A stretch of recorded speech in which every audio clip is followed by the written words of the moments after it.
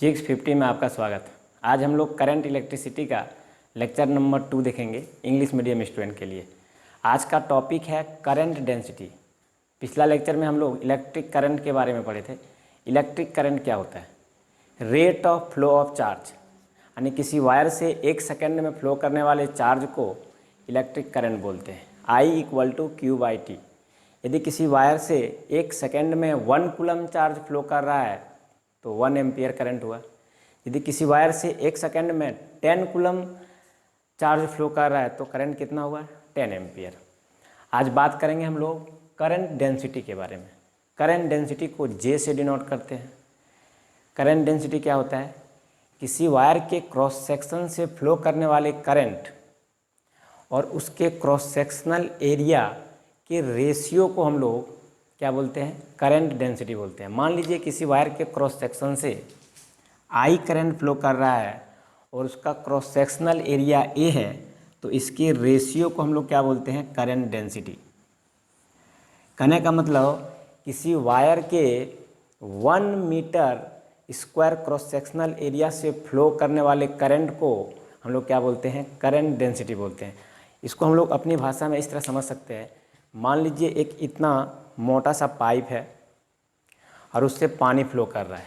मान लीजिए इसको हम लोग कहीं तालाब में लगाए और इसका क्रॉस सेक्शनल एरिया, पाइप का जो क्रॉस सेक्शनल एरिया है 3 मीटर स्क्वायर है और इस पाइप से पानी कितना फ्लो कर रहा है? 60 kg पानी फ्लो कर रहा है। तो 3 मीटर स्क्वायर एरिया से 60 kg पानी फ्लो कर रहा है, तो 1 से कितना करेगा? 60/3 यूनिटरी मेथड से, यानी 20 kg पर मीटर स्क्वायर। इसी तरह मान लीजिए यहाँ पे एक कंडक्टर है जिसका एरिया है 3 मीटर स्क्वायर और उससे करंट कितना फ्लो कर रहा है? 60 एम्पियर। तो 1 से कितना करेगा? 60/3 यानी कितना हो जाएगा? 20। तो उस कंडक्टर के लिए करंट डेंसिटी कितना हो गया? 20 एम्पियर पर मीटर स्क्वायर। मतलब 1 मीटर स्क्वायर एरिया से फ्लो करने वाले करंट को हम लोग क्या बोलते हैं? करंट डेंसिटी बोलते हैं। चलिए इसको डिटेल में देखते हैं।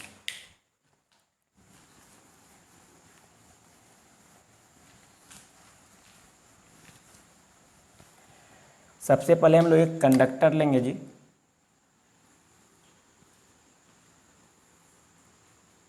ये क्या कहलाता है? कंडक्टर का क्रॉस सेक्शनल एरिया कहलाता है।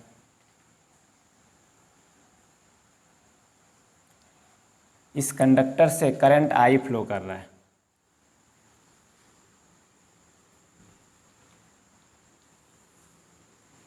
इसका क्रॉस सेक्शनल एरिया हम लोग A ले रहे हैं।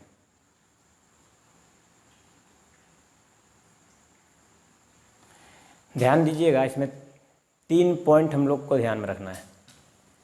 पहला पॉइंट, डायरेक्शन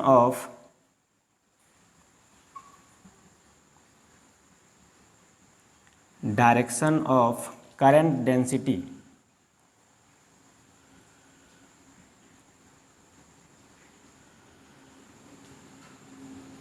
करंट डेंसिटी को J से डिनोट करते हैं। Same as that of current.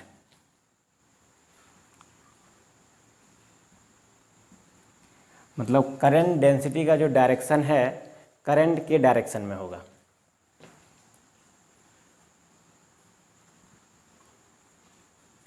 अगला पॉइंट है एरिया। ये जो क्रॉस सेक्शनल एरिया A है, area A should be perpendicular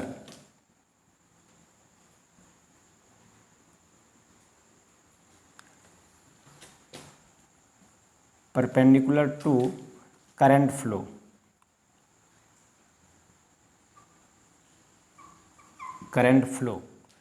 area A should be perpendicular to current flow. ये आपका एरिया हुआ और ये करंट हुआ, एक दूसरे के क्या होना चाहिए? परपेंडिकुलर होना चाहिए। इसको इस तरह से समझिए, करंट इस डायरेक्शन में फ्लो कर रहा है और ये आपका एरिया हुआ, तो एक दूसरे के साथ क्या है? परपेंडिकुलर है। अगला पॉइंट है जी, area vector should be parallel to current flow. तो एरिया वेक्टर समझते हैं, किसी भी एरिया का जो डायरेक्शन होता है वो प्लेन से जस्ट परपेंडिकुलर होता है। मान लीजिए इस एरिया का हम लोग डायरेक्शन पता करना चाहते हैं तो क्या होगा, इससे जस्ट परपेंडिकुलर। इसी तरह इस पोर्शन का डायरेक्शन किधर होगा, इस ओर होगा। तो करंट का डायरेक्शन इधर और एरिया वेक्टर का भी डायरेक्शन इधर, तो क्या हो गया, एक दूसरे के पैरेलल हो गया। तो अगला पॉइंट है, एरिया वेक्टर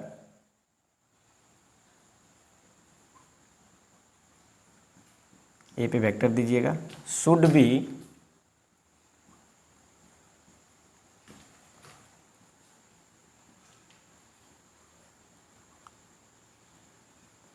पैरेलल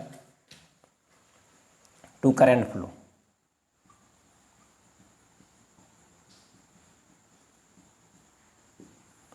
यानी एरिया वेक्टर जो है करंट फ्लो के पैरेलल होना चाहिए। देखिए ये आपका एरिया है, एरिया वेक्टर क्या होगा, इससे जस्ट परपेंडिकुलर, यानी इस ओर हो जाएगा। अब देखिए एरिया वेक्टर और आई क्या हुआ, एक दूसरे के पैरेलल हो गया। और ये वाला एरिया था और ये करंट था, ये क्या था, एक दूसरे के परपेंडिकुलर। मतलब एरिया जो है करंट फ्लो के परपेंडिकुलर होगा, लेकिन एरिया वेक्टर जो होगा वो करंट के पैरेलल हो जाएगा, क्योंकि एरिया का जो डायरेक्शन होता है वो प्लेन के जस्ट परपेंडिकुलर होता है। तो इस केस में हम लोग फॉर्मूला क्या लगाएंगे, J equal to I by A. कैसे जी, देखिए ए एरिया से कितना करंट फ्लो कर रहा है, आई, ध्यान दीजिएगा, ए एरिया से कितना करंट फ्लो कर रहा है, आई, तो 1 से कितना करेगा, आई बाय ए। इसी को हम लोग बोलते हैं current density, J equal to I by A. 1 metre square area से फ्लो करने वाले करंट को करंट डेंसिटी बोलते हैं। अब बात करते हैं जी कि ये हमेशा ज़रूरी नहीं है कि ये वाला आई और एरिया जो है एक दूसरे के परपेंडिकुलर हो, या आई और एरिया वेक्टर एक दूसरे के पैरेलल हो। सपोज दैट ये एरिया थोड़ा सा इस तरह से हो, टेढ़ा हो, तो एक दूसरे के परपेंडिकुलर नहीं होगा। उस केस में फॉर्मूला क्या होगा, देखिए यहाँ पे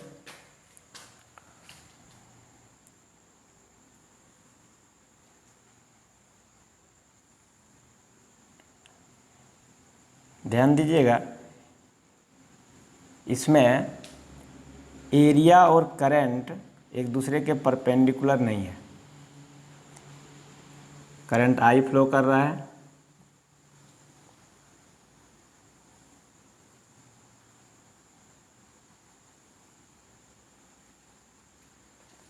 अब देखिए ये वाला एरिया हो गया आपका और ये हो गया करंट, तो एक दूसरे के परपेंडिकुलर नहीं है। अब यहाँ पे बात करेंगे एरिया वेक्टर का, जे का डायरेक्शन तो किधर होगा, करंट डेंसिटी का डायरेक्शन करंट की ओर, तो जे का हम लोग दिखा दे रहे हैं यहाँ पे, ये हो गया आपका जे। ध्यान दीजिएगा एरिया वेक्टर बात कर रहे हैं यहाँ पे, तो ये आपका एरिया है, इससे जस्ट परपेंडिकुलर होगा एरिया वेक्टर, यानी कुछ इस डायरेक्शन में होगा।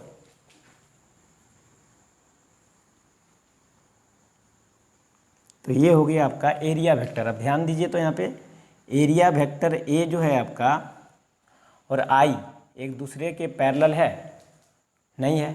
और यहाँ पे हम लोग क्या पढ़े, एरिया वेक्टर ये should be parallel to current flow, current flow के पैरेलल होना चाहिए, लेकिन यहाँ तो पैरेलल नहीं है। यहाँ पे कुछ एंगल बन रहा है, इसको ले लेते हैं हम लोग थीटा। अब देखिए एरिया वेक्टर का 2 कंपोनेंट होगा, एक अपनी ओर होगा जिधर थीटा है, उधर क्या हो जाएगा ए कॉस थीटा, और एक दूसरी ओर क्या हो जाएगा ए साइन थीटा। तो ए कॉस थीटा जो होगा जी वो करंट के पैरेलल हो जाएगा, ए कॉस थीटा क्या हो जाएगा आई के पैरेलल।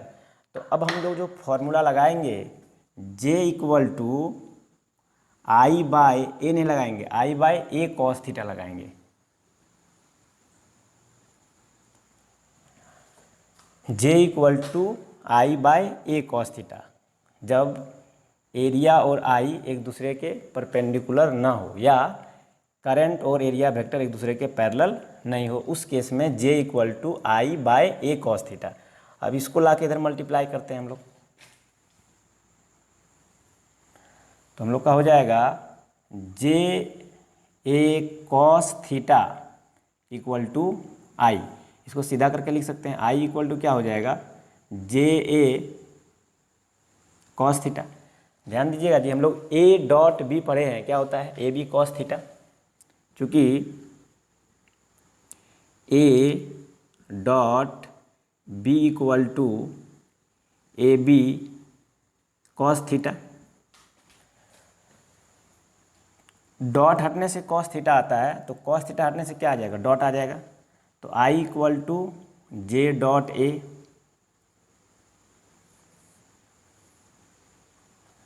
अब यदि हम लोग इसको वेक्टर फॉर्म में लिखना चाहते हैं तो क्या करेंगे, यहाँ पे वेक्टर देंगे और यहाँ पे वेक्टर देंगे, क्योंकि इलेक्ट्रिक करंट आपका क्या है, एक स्केलर क्वांटिटी है। तो वेक्टर फॉर्म में हम लोग इस तरह से लिख सकते हैं, इन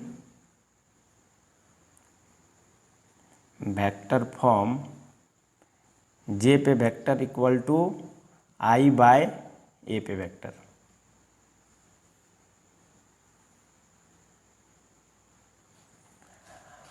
चलिए इसको नोट कीजिए, फिर हम लोग इसका डेफिनेशन लिख लेंगे।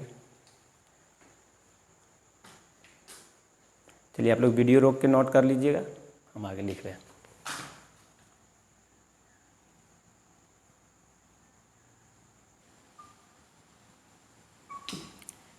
The ratio of current flowing through the cross section of conductor to the cross sectional area of conductor is known as current density। देखिए यहाँ पे किसी भी कंडक्टर के क्रॉस सेक्शन से फ्लो करने वाले करंट और इसके क्रॉस सेक्शनल एरिया के रेशियो को हम लोग क्या बोलते हैं, करंट डेंसिटी बोलते हैं।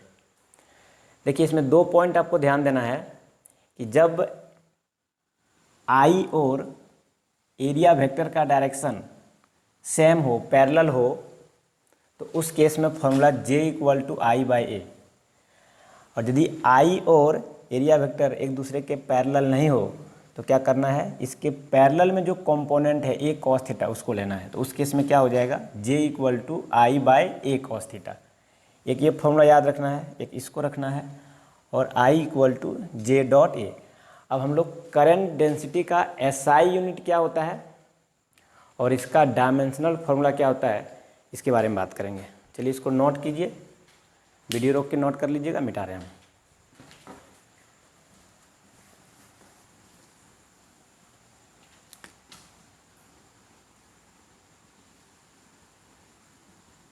SI यूनिट ऑफ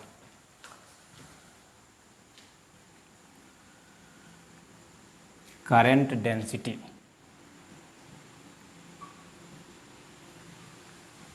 अभी हम लोग फॉर्मूला पढ़े थे J equal to I by A. J का निकालना है। इलेक्ट्रिक करंट का क्या होता है जी, एम्पियर। और ये क्या है, एरिया है ना, एरिया इक्वल टू क्या होता है, L इंटू बी। तो लेंथ के लिए मीटर और इसके लिए भी मीटर ही हो जाएगा, यानी एरिया का क्या हो जाएगा, मीटर स्क्वायर। तो एम्पियर बाय मीटर स्क्वायर। तो इसको हम लोग ऐसे लिख सकते हैं, एम्पियर मीटर पर -2। अब बात आता है करंट डेंसिटी का डायमेंशनल फॉर्मूला क्या होगा।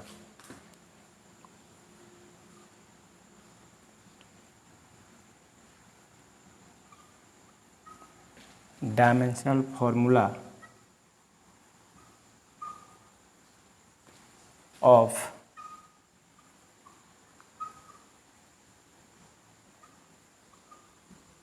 Current density, J equal to I by A.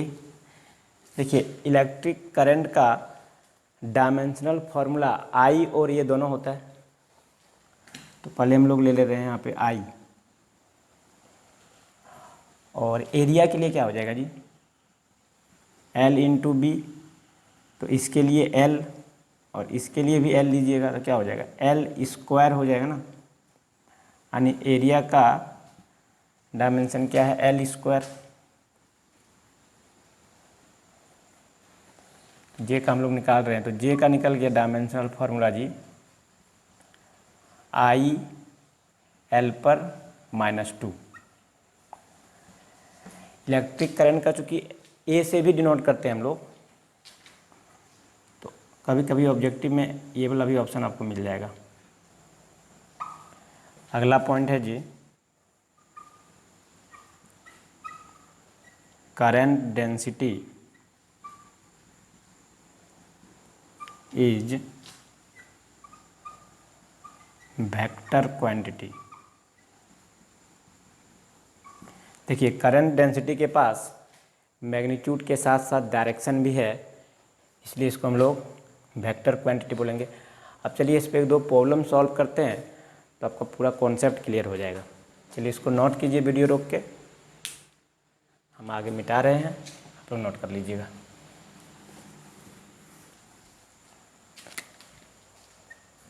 Question number 1,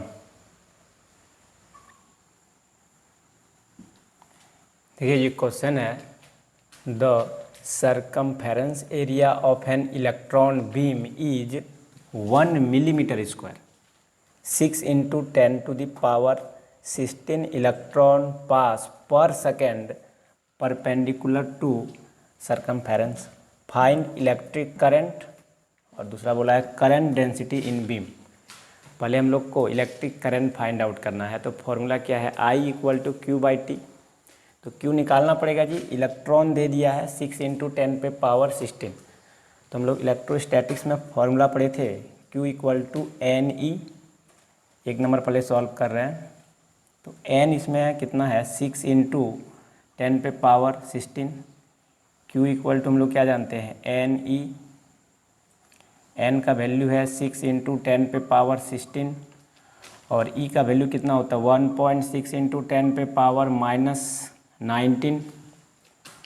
multiply कीजिए, कितना हो जाएगा, 96 पॉइंट दीजिए यहाँ पे, इंटू 10⁻16 - 19, तो 9.6 × 10⁻³ कूलम हो गया। क्यू निकाल लिए। देखिए टाइम भी दिया हुआ है पर सेकेंड मतलब टी कितना है जी, 1 सेकेंड है। हम लोग I = क्या जानते हैं, Q/T। तो I = Q का वैल्यू कितना है, 9.6 × 10⁻³ टाइम कितना है, 1, तो 1 से डिवाइड करेंगे तो यही रहेगा, 9.6 × 10⁻³ और इलेक्ट्रिक करंट का क्या होता है, एम्पियर होता है ना।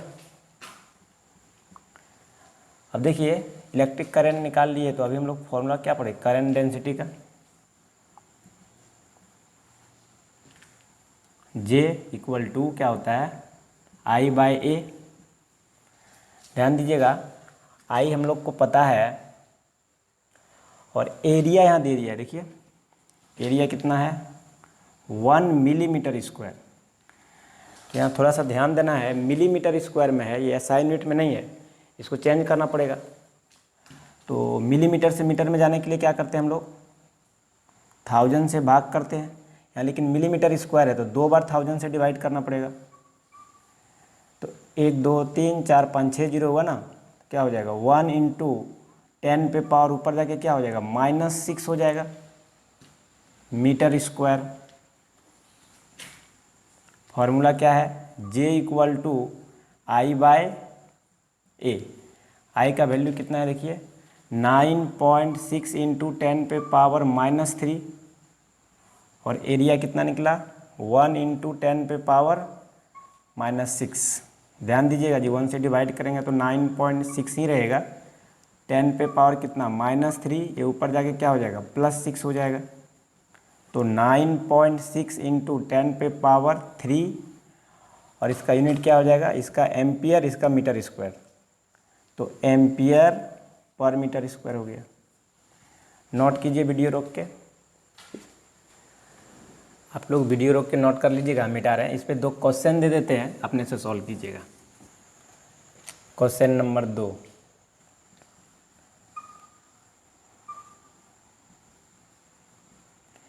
ये दोनों क्वेश्चन आप लोग अपने से सॉल्व कीजिएगा। इसका आंसर यहाँ पे है और इसका आंसर यहाँ पे दिया हुआ है। चलिए एक और प्रॉब्लम इस पे लेते हैं हम लोग। नोट कीजिए वीडियो रोक के। चलिए हम मिटा रहे हैं, आप लोग नोट कर लीजिएगा। Question number 4,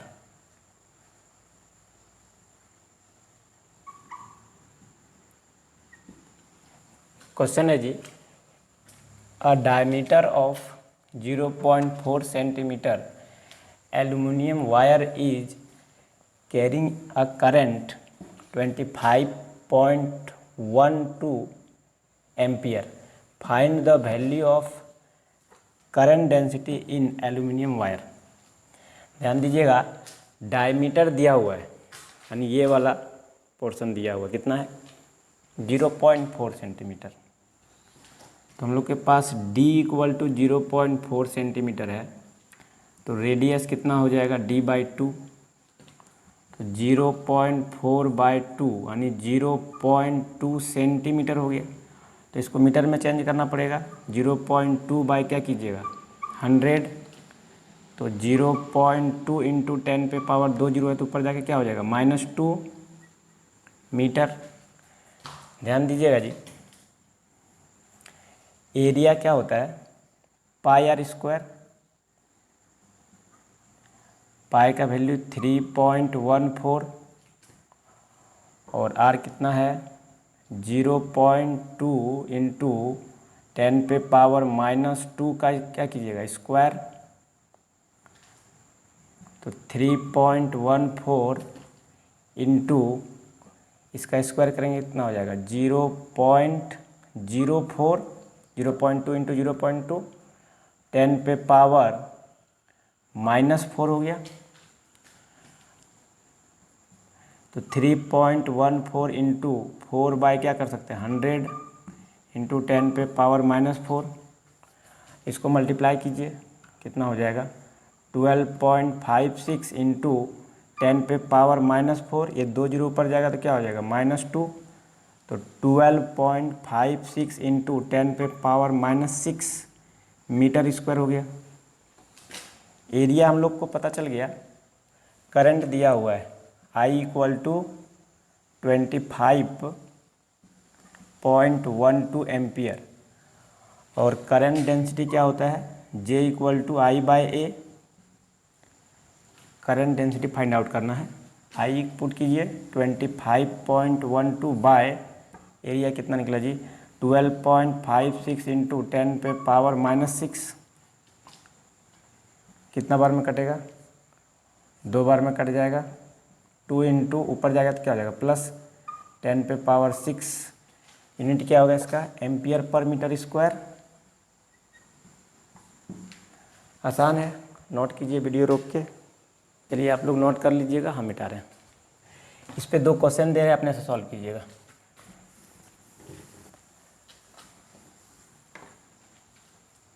question number 5,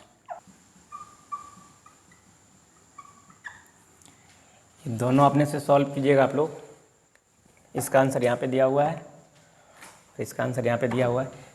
next lecture में हम लोग ड्रिफ्ट वेलोसिटी के बारे में पढ़ेंगे, जो एग्ज़ाम के लिए बहुत ही इम्पोर्टेंट है। आज का लेक्चर यहीं समाप्त करते हैं। जय हिंद।